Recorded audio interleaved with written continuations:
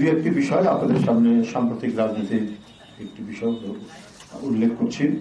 ছাত্র জনতার দুনিয়া কাঁপানো রক্তাক্ত অভ্যুত্থানের মুখে শিশু ঘাতী, কিশোর ঘাতী, নারী ঘাতী, শ্রমিক ঘাতী, গণহত্যাকারী শেখ হাসিনা ভারতে পালিয়ে যাওয়ার পর দেশের স্বস্তি শান্তির অভাবনীয় স্বর্ণদ্বার উন্মোচিত হলেও রাষ্ট্র সরকারের রন্ধ্রে রন্ধ্রে ঘাপটি মেরে বসে থাকা ফ্যাসিবাদের দোসররা সবকিছু লন্ডভন্ড করার অপচেষ্টা চালিয়ে যাচ্ছে।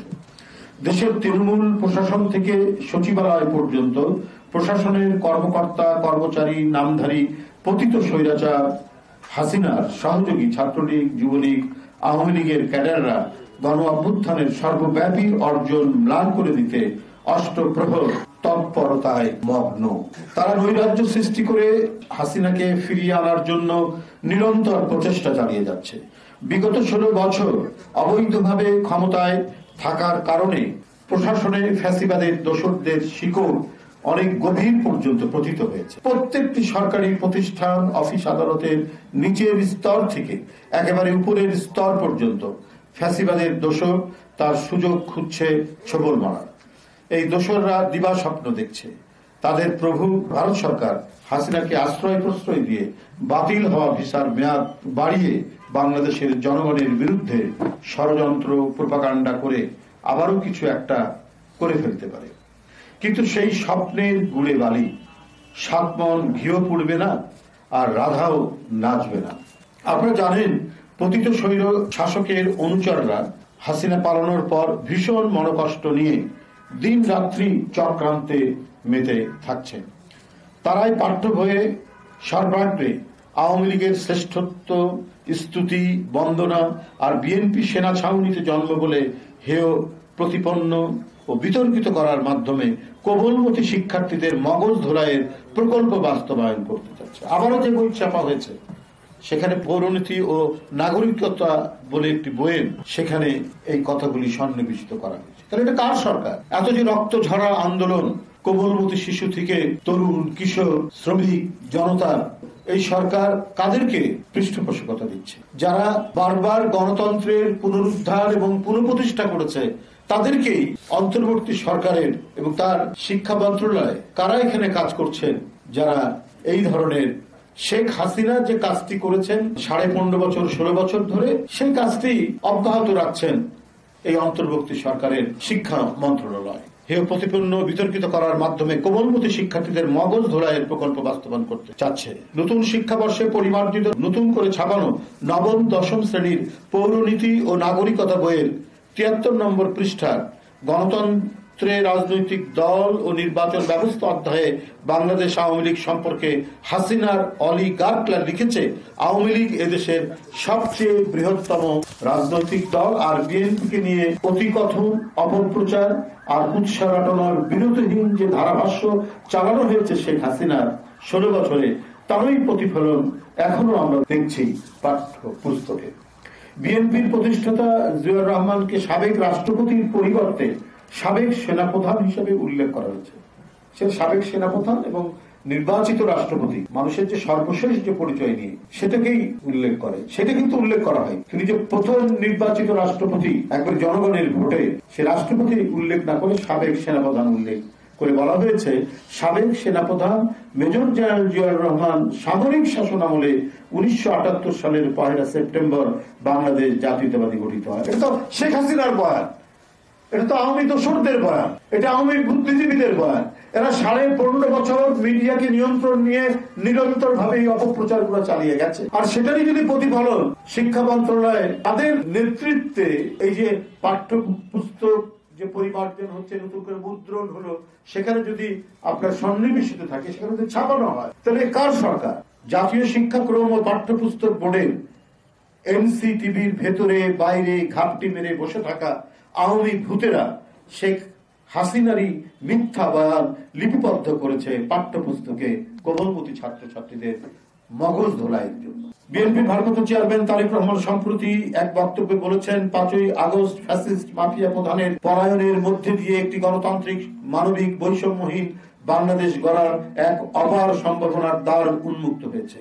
বর্তমানে অবস্থা দৃষ্টিতে মনে হচ্ছে মাফিয়া প্রধান পালালেও মাফিয়ার চক্রের অনেকেই এখনো রাষ্ট্রযন্ত্রের বিভিন্ন গুরুত্বপূর্ণ স্থানে বহাল তবিয়তে ঘাপটি মেরে রয়েছে। সুযোগ পেলেই তারা স্বরূপে আবির্ভূত হচ্ছে। আমরা গভীর উদ্বেগের সাথে লক্ষ্য করছি দেশের জনগণের ভালোবাসায় ধন্য বাংলাদেশ জাতীয়তাবাদী দল বিএনপির বিরুদ্ধে একটি গভীর ষড়যন্ত্র চলছে। কোমলমতি শিক্ষার্থীদের পাঠ্যপুস্তকেও বিএনপি সম্পর্কে ভুল তথ্য সন্নিবেশিত করা হচ্ছে। আমরা রাজনীতি সচেতন দেশবাসীর সামনে স্পষ্ট ভাষায় জানিয়ে দিতে চাই, বিএনপি সেনা ছাউনিতে জন্ম হওয়া কোনো দল নয়, সামরিক প্রশাসক কিংবা সেনাবাহিনীর প্রধান হিসাবে নয়, বরং ঢাকার রমনা রেস্তোরাঁয় এক সংবাদ সম্মেলনে 1978 সালের 1 সেপ্টেম্বর শহীদ প্রেসিডেন্ট জিয়াউর রহমান যখন বিএনপি গঠনের ঘোষণা দিয়েছিলেন তখন তিনি ছিলেন নির্বাচিত প্রেসিডেন্ট, এবং ওই বছরই 1 সেপ্টেম্বর শহীদ রাষ্ট্রপতি জিয়াউর রহমান নির্বাচিত রাষ্ট্রপতি হিসেবে বাংলাদেশ জাতীয়তাবাদী দল গঠন করেন। সুতরাং বিএনপির সেনা ছাউনিতে গঠিত হয়েছে এই তথ্য আমি আগেও বলেছি, এটা তো আওয়ামী লীগের তথ্য, আওয়ামী তথ্য, এটা শেখ হাসিনার বয়ান, শেখ হাসিনার তথ্য। এরা ইতিহাস তাদের নিজের মতো সাজিয়েছে। ইতিহাসের যে আপন গতিধারা, সেই গতিধারায় তারা বাঁধ দিয়ে তারা হাসিনা মার্কা ইতিহাস লিখেছে। সেটারই তো আমরা প্রতিফলন দেখছি নবম দশম শ্রেণীর আজকে এই এত রক্তক্ষরণের মধ্যে দিয়ে আন্দোলনে যে বিজয়, তারপরেও আজকে এই ধরনের কথা লেখা হয়েছে, ইতিহাস লেখা হয়েছে পাঠ্যপুস্তকে। পাঠ্য বই নতুন প্রজন্মের সামনে তুলে ধরা জরুরি। তৎকালীন প্রেসিডেন্ট শেখ মুজিব 1975 সালে বাংলাদেশের সকল রাজনৈতিক দল নিষিদ্ধ ঘোষণা করে দিয়েছিলেন। কই এটা আপনারা কি পাঠ্যপুস্তকে তুলেছিলেন? সকল সংবাদপত্র যে বন্ধ করে দিয়েছিলেন, সকল রাজনৈতিক দল যে বন্ধ করে দিয়েছিলেন, খবরের কাগজ শুধু সরকার নিয়ন্ত্রিত 4টি থাকবে, এই কথা কি আপনারা সেদিন লিখেছিলেন? হাজার হাজার সাংবাদিক যে বেকার হয়ে পড়েছে, এটা তো দায়িত্ব ছিল আজকের এই গণতান্ত্রিক আন্দোলনের পর যে অন্তর্বর্তী সরকার, সেই কথাগুলো লেখা। এবং 7ই নভেম্বর পরে জিয়াউর রহমান যখন আবির্ভূত হলেন ক্ষমতার পাদপ্রদীপের আলোয়, তো বহুদলীয় গণতন্ত্র দিল কে? আকাশ থেকে এসে পড়ে গেছে। তো এটা তো ইতিহাসের একটি অংশ। এটি কেন আজকে পাঠ্যপুস্তকে লেখা হয়নি? শেখ হাসিনা লেখেনি কারণ সে ছিল ফ্যাসিস্ট, সে ছিল গণবিরোধী, সে ছিল অনির্বাচিত। কিন্তু বর্তমান সরকারকে তো নির্বাচিত না হলেও সকল রাজনৈতিক দল আন্দোলনরত তারা তো তাকে সমর্থন দিয়েছে। গঠন করেছিলেন একদলীয় বাকশাল। এরপর 1975 সালের আগস্ট মাসের পট পরিবর্তনের দেশে সামরিক শাসন জারি করে খন্দকার মুস্তাক আহমেদের নেতৃত্বাধীন তৎকালীন ক্ষমতাসীন আওয়ামী লীগ সরকার 75-এর 15ই আগস্টের যে পট পরিবর্তন, তো আওয়ামী লীগের ক্ষমতায় ছিল, এটা আমরা তো অনেকবার বলেছি, আপনাদের সামনে আর বলার দরকার নাই। এবং সেই আওয়ামী লীগেরই ছিল পার্লামেন্ট, তারই মন্ত্রিসভা, এবং আওয়ামী লীগের নেতাই খন্দকার মুস্তাক আহমেদ সবাই। এবং যারা ওই খন্দকার মুস্তাকের ক্যাবিনেটে ছিলেন, সেই পার্লামেন্টে যারা যোগ দিয়েছেন, তারা শেখ হাসিনার নেতৃত্বে আওয়ামী লীগে অনেকেই ছিলেন। যেমন ফরিদ গাজী হবিগঞ্জের, আপনার আব্দুল মান্নান টাঙ্গাইলের, এরা ছিলেন না। এ সময় দেশে কোনো রাজনৈতিক দল ছিল না, এমনকি একদলীয় অভিশপ্ত বাকশালের নাম নেওয়ারও কেউ ছিল না। দেশের এমন পরিস্থিতিতে জিয়াউর রহমান দেশে বহুদলীয় গণতন্ত্র প্রবর্তনের সিদ্ধান্ত নেন, জারি করেন রাজনৈতিক দলবিধি 1976।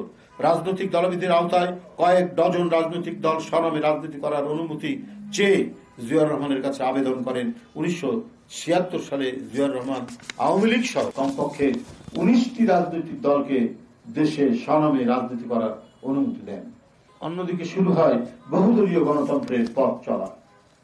এইসব তথ্য প্রমাণে স্পষ্ট জিয়াউর রহমান আগে নিজে দল গঠন করেননি, বরং অন্য সকল দলকে দেশে স্বনামে রাজনীতি করার সুযোগ দিয়ে দেশে বহুদলীয় গণতন্ত্র পুনঃপ্রবর্তন করে মহান স্বাধীনতার ঘোষক জিয়াউর রহমান 1978 সালে বিএনপি গঠনের ঘোষণা দেন। তখন তিনি আর সেনাপ্রধান নন, বরং তিনি ছিলেন জনগণের ভোটে নির্বাচিত প্রেসিডেন্ট। এইসব তথ্য প্রমাণ বিশ্লেষণ করলে এটি স্পষ্ট, বিএনপি প্রতিষ্ঠার সঙ্গে ক্ষমতা নয়, বরং দেশের বহুদলীয় গণতন্ত্র প্রতিষ্ঠার নিবিড় সম্পর্ক ছিল। তার মিলিটারি ক্যারিয়ার, তিনি সামরিক বাহিনীর বিভিন্ন পদে ছিলেন, তিনি সেনাবাহিনীর প্রধান হয়েছেন, মেজর হিসাবে তিনি স্বাধীনতার ঘোষণা দিয়েছেন, দেশের জন্য যুদ্ধ করেছেন।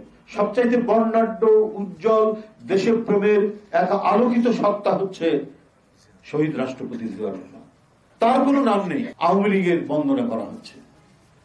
এসব তথ্য প্রমাণ বিশ্লেষণ করলে এটি স্পষ্ট গণতন্ত্র প্রতিষ্ঠার নিবিড় সম্পর্ক ছিল। বিএনপি প্রতিষ্ঠার সঙ্গে ক্ষমতা নয়, বরং দেশে বহুদলীয় গণতন্ত্র প্রতিষ্ঠার নিবিড় সম্পর্ক ছিল। এইসব সত্য ইতিহাস কেন এখন পাঠ্যপুস্তকে সন্নিবেশিত হবে না? এইসব তথ্য জানার পর বিএনপি সম্পর্কে যারা বিভ্রান্তি ছড়াচ্ছে তারা গভীর চক্রান্তে নিয়োজিত রয়েছে। সুপ্রিয় বন্ধুগণ, আমি এই ক্ষেত্রে বলি যে সমস্ত হয়েছে, মানে বিভ্রান্তিমূলক, অসত্য, শেখ হাসিনার চিন্তার প্রতিফলন এখন যে বইগুলিতে আছে সেটা অতি দ্রুত সংশোধিত করে ছাত্রদের কাছে দেওয়া হোক। আপনারা শিক্ষা মন্ত্রণালয় যারা উপদেষ্টারা রয়েছেন, আরো যারা গুরুত্বপূর্ণ কর্মকর্তারা রয়েছেন, তাদের দায়িত্ব কারা এই সংশোধনী পাঠ্যপুস্তক সংশোধনের মধ্যে ছিলেন, তাদেরকে আপনারা জবাবদিহিতার আওতায় নিয়ে আসেন। কারণ এরাই এই ঘৃণ্য কাজটি করেছে এবং এরাই হচ্ছে শেখ হাসিনার দোষর, যাদেরকে কমিটি করে এই পাঠ্যপুস্তক সংশোধনীর সাথে আপনারা যুক্ত করেছেন। সুপ্রিয় বন্ধুগণ, বিগত 16 বছরের শাসনামলে দেশের শিক্ষা সংস্কৃতির সবকিছুতে শুধু শেখ মুজিবময় মাফিয়া আওয়ামী সরকার, এটাই ছিল ইতিহাস। দেশের সকল পাঠ্যপুস্তকের ইতিহাস বিকৃত করে পাতায় পাতায় স্থান দেওয়া হয়েছিল আওয়ামী লীগের গুণগান, শেখ মুজিবুর রহমান, শেখ হাসিনা সহ তাদের পরিবারের সদস্যদের নিয়ে লেখা গল্প, প্রবন্ধ ও ছবি। একটি নাৎসিবাদী সরকার থাকলে আমরা জার্মানিতে এবং ফ্যাসিস্ট সরকার ইটালিতে যা যা করেছে, বরং তার চাইতে কোনো কোনো ক্ষেত্রে আরো বেশি আপনার অন্যায়, জুলুম, বাড়াবাড়ি করেছেন শেখ হাসিনা। আওয়ামী লীগ আজ একটি গণহত্যাকারী সন্ত্রাসী সংগঠন হিসেবে দেশে বিদেশে পরিচিত। তারা মানুষের মৌলিক অধিকার কেড়ে নিয়ে বাংলাদেশের সার্বভৌমত্ব বিসর্জন দিয়েছে এবং 12 কোটি ভোটারের ভোটাধিকার হরণ করেছে। গুম, খুন, হামলা, মামলা, মানবাধিকার লঙ্ঘন ও বাক স্বাধীনতা হরণ করে গণশত্রু এই দলটি জনবিচ্ছিন্ন ও গণবিদ্বেষী অপশক্তিতে পরিণত হয়েছে। তাদের বৃহত্তম রাজনৈতিক দল হিসেবে পরিচয় দেওয়া গণতন্ত্রকামী মানুষের আকাঙ্ক্ষার পরিপন্থী এবং 2000 ছাত্র জনতার আত্মত্যাগ, 2 সহস্রাধিক আহত ও পঙ্গুত্বের মাধ্যমে পাওয়া নতুন বাংলাদেশের সাথে বিশ্বাসঘাতকতার সামিল। অপরদিকে বাংলাদেশের স্বাধীনতার ঘোষক, প্রথম সত্যিকারের গণতান্ত্রিক রাষ্ট্রনায়ক এবং বহুদলীয় গণতন্ত্রের প্রবর্তক শহীদ প্রেসিডেন্ট জিয়াউর রহমান প্রতিষ্ঠিত বিএনপিকে বিতর্কিত মন্তব্যের মাধ্যমে উপস্থাপন করা স্বাধীন বাংলাদেশের গণতান্ত্রিক মূল্যবোধ ও ঐতিহাসিক বাস্তবতার বিরুদ্ধে একটি পরিকল্পিত অপপ্রচার। আওয়ামী লীগের ছাত্র সংগঠন ছাত্রলীগ ইতিমধ্যে সন্ত্রাসী কার্যকলাপের কারণে আদালত কর্তৃক নিষিদ্ধ হয়েছে। একটি সংগঠন যার সন্ত্রাসী কর্মকাণ্ডের জন্য ইতিমধ্যেই নিষিদ্ধ ঘোষণা করা হয়েছে, সেই সংগঠনের মূল দলকে বৃহত্তম রাজনৈতিক দল হিসেবে উপস্থাপন করা চরম মিথ্যাচার এবং শিক্ষার্থীদের বিভ্রান্ত করার একটি ষড়যন্ত্র। আমরা সংশ্লিষ্ট মহলকে আহ্বান জানাই, দ্রুত পাঠ্য বই সংশোধন করে কমলমতি শিক্ষার্থীদের সামনে ইতিহাসের নিরপেক্ষ ও সঠিক তথ্য তুলে ধরতে। মনে রাখতে হবে, গত 16 বছরের ত্যাগ সংগ্রামের সকল শ্রেণী পেশার মানুষ রক্ত দিয়েছেন এমন একটি বাংলাদেশ গড়তে যেখানে সত্য ও ন্যায় প্রতিষ্ঠিত হবে এবং ষড়যন্ত্র ও অপপ্রচার পরাজিত হবে। তাই অন্তর্বর্তী সরকারের প্রতি আহ্বান, এই আকাঙ্ক্ষাকে ধারণ করে প্রতিটি উদ্যোগকে সফল করে তোলার জন্য কার্যকর পদক্ষেপ গ্রহণ করতে হবে। অবিলম্বে জাতীয় শিক্ষাক্রম ও পাঠ্যপুস্তক বোর্ডের এনসিটিভির ভেতরে বাইরে সহ সকল পর্যায় থেকে ফ্যাসিবাদের দোষরদের চিহ্নিত করে তাদের বিরুদ্ধে কঠোর আইনানুগ ব্যবস্থা গ্রহণ করতে হবে। সচেতন বন্ধুরা, নিত্য প্রয়োজনীয় দ্রব্যমূল্যের ঊর্ধ্বগতি নিয়ন্ত্রণ ও সাধারণ মানুষকে স্বস্তি দিতে অন্তর্বর্তীকালীন সরকার ক্রমান্বয়ে যেন ব্যর্থ হচ্ছে, এটা একটা উদ্বেগের বিষয়। আমরা চাই না যে অন্তর্বর্তীকালীন সরকার ব্যর্থ হোক, কারণ এটা একটি ব্যাপক গণ আন্দোলনের মধ্য দিয়ে তৈরি। কিন্তু জনগণের প্রত্যাশা এবং জনগণের যে ক্ষুধা, এটা যদি নিবৃত্ত করতে না পারেন তাহলে তো আপনার এই ব্যর্থতা আর ঢেকে রাখতে পারবেন না। তারা এখনো বাজার সিন্ডিকেট দমন করতে পারেননি। দ্রব্যমূল্যের লাগামহীন ঊর্ধ্বগতিতে দিশেহারা মানুষ, প্রতিদিনের সংসারের ব্যয় মেটাতে জনগণকে যুদ্ধ করতে হচ্ছে। এর মধ্যে মরার উপর খাড়ার ঘা হিসাবে চলতি 2024-25 অর্থ বছরের মাঝপথে এসে শতাধিক পণ্য ও সেবার উপর মূল্য সংযোজন কর বা ভ্যাট এবং সম্পূরক শুল্ক বাড়িয়েছে সরকার। তাতে দৈনন্দিন জীবনযাত্রার খরচ আরেক দফা বাড়ছে সাধারণ মানুষের। এমনিতেই মূল্যস্ফীতির ঊর্ধ্বমুখী প্রবণতার কারণে সাধারণ মানুষের নাভিশ্বাস উঠছে। সেখানে জীবন রক্ষা করে ওষুধ, এলপি গ্যাস, গুঁড়া দুধ, বিস্কুট, আচার, টমেটো কেচাপ বা সস, জুস, টিস্যু পেপার, ফলমূল, সাবান, ডিটারজেন্ট পাউডার, মিষ্টি এবং চপ্পলের উপর ভ্যাট হার বৃদ্ধি মধ্যম ও নিম্ন আয়ের মানুষকে আরো চাপে ফেলবে। এই যে কটি আমি পণ্যের কথা বললাম, মানে প্রায় 100টি আইটেমের উপর আপনার ভ্যাট বসিয়েছে। অল্প নয়, 1 টাকা নয়, অধিকাংশই হচ্ছে আপনার 15 টাকা। 15% বৃদ্ধি করেছে, 15% বৃদ্ধি করা হয়েছে। এটা 4টি কোনো ব্যাপার। ডক্টর ইউনূস সাহেবের সরকার মানুষের যে আস্থা, সেই আস্থা তো এটা চির ধরবে। যে আন্তর্জাতিক যে আর্থিক প্রতিষ্ঠানগুলো চাপ দিলে তো জনগণ যে তারা যে ভয়ঙ্কর চাপে পড়বে, তারা যে পিষ্ট হতে থাকবে, এটা তো একটা সরকার যাদের প্রতি, যে সরকারের প্রতি সমর্থন রয়েছে বিভিন্ন রাজনৈতিক দলের, সেটা তো ভাবতে হবে। হ্যাঁ, মুদ্রাস্ফীতিও নিয়ন্ত্রণ করতে হবে, কিন্তু জনগণের উপর অসম্ভব চাপ বাড়বে, এটা তো মানে চিন্তাই করে যায় না। একটা আইটেমে 5 টাকা আপনার ভ্যাট ছিল, সেখান থেকে 15 টাকা, অধিকাংশই আপনার 15 টাকা করা হয়েছে, বৃদ্ধি করা হয়েছে। আপনারা জানেন, ছাত্র জনতার অভ্যুত্থানে রাজনৈতিক পট পরিবর্তনের পর ব্যবসা বাণিজ্য খাতে বড় ধরনের ধাক্কা লেগেছে। এখনো লোকসান কাটিয়ে উঠতে পারেনি ব্যবসায়ীরা। এমন পরিস্থিতিতে ভ্যাট বাড়ানোর সিদ্ধান্ত আত্মঘাতীমূলক। এ ধরনের কর এমন এক সময় বাড়ানো হলো যখন দেশে উচ্চ মূল্যস্ফীতি বিরাজমান। উচ্চ মূল্যস্ফীতির চাপে শুধু নিম্ন আয় ও প্রান্তিক আয়ের মানুষ নয়, মধ্যবিত্তরাও হিমশিম খাচ্ছেন। বাজেটের আগেই এসব পণ্য ও সেবার মান, দাম বৃদ্ধির ফলে সাধারণ মানুষের ক্রয় ক্ষমতা কমবে, নতুন করে সংকটে পড়বে ব্যবসা বাণিজ্য। জনজীবনের নিত্য দুর্ভোগ কিংবা বাজার পরিস্থিতি নিয়ন্ত্রণ না করে অন্তর্বর্তীকালীন সরকার যদি শুধু সংস্কারের নামে সময় ক্ষেপণ করেন, তাহলে জনগণের কাছে সংস্কার আগে না সংসার প্রশ্নটি মুখ্য হয়ে উঠতে পারে। দুর্ভোগ মেনে নিলেও জনগণ এখন সরকারের বিরুদ্ধে তেমন উচ্চবাচ্য করছে না, কিন্তু তারা তো চাপে পড়ছে। তারা তো দিনকে দিন তাদের মধ্যে ক্ষোভের সৃষ্টি হচ্ছে।